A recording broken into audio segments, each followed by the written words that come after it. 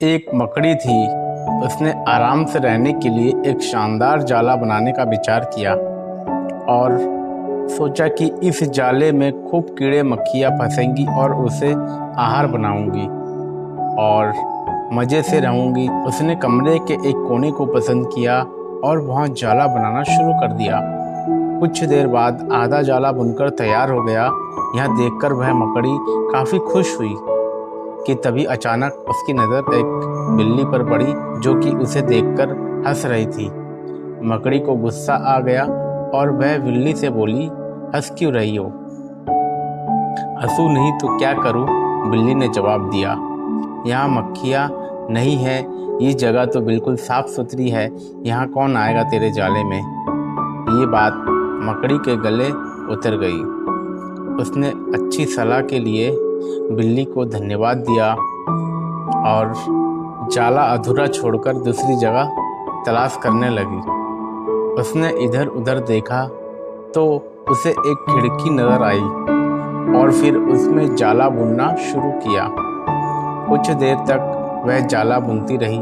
तभी एक चिड़िया आई और मकड़ी का मजाक उड़ाते हुए बोली, अरे मकड़ी, तू भी कितनी बेवकूफ़ है। क्यों? मकड़ी ने पूछा।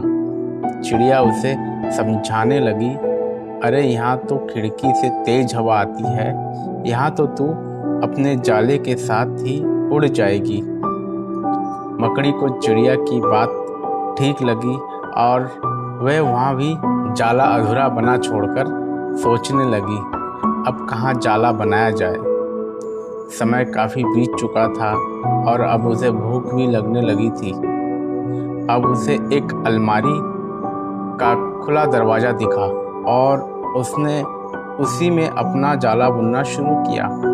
कुछ जाला बुना ही था तभी उसे एक कॉकरोच नज़र आया जो जाले को अचरज भरे नज़रों से देख रहा था। मकड़ी ने पूछा, इस तरह क्यों देख रहे हो? कॉकरोच बोला, अरे यहाँ कहाँ जाला बुनने चली आई, ये तो बेकार की अलमारी है। अभी ये यहाँ पड़ी है, कुछ दिनों बाद इसे बेच दिया जाएगा और तुम्हारी सारी मेहनत बेकार चली जाएगी। यह सुनकर मकड़ी ने वहाँ से हट जाना ही बेहतर समझा।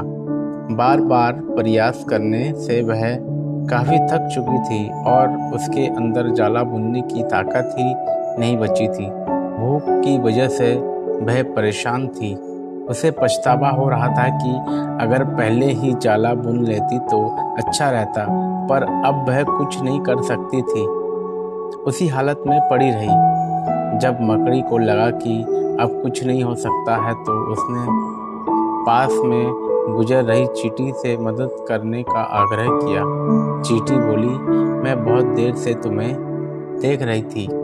तुम बार बार अपना काम शुरू करती और दूसरों को कहने पर उसे अधूरा छोड़ देती, और जो लोग ऐसा करते हैं उनकी यही हालत होती है। और ऐसा करते हुए वह अपने रास्ते चली गई और मकड़ी पछताती हुई निढाल पड़ी रही। दोस्तों, हमारी ज़िंदगी में भी कई बार कुछ ऐसा ही होता है। हम कोई काम स्टार्ट करते हैं, शुरू में तो हम उस काम के लिए बड़े उत्साहित रहते हैं, पर लोगों के कमेंट्स की वजह से उत्साह कम होने लगता है और हम अपना काम बीच में ही छोड़ देते हैं। और जब बाद में पता चलता है कि हम अपने सफलता के कितने नज़दीक थे तो बाद में पछतावे के अलावा कुछ नहीं बचता।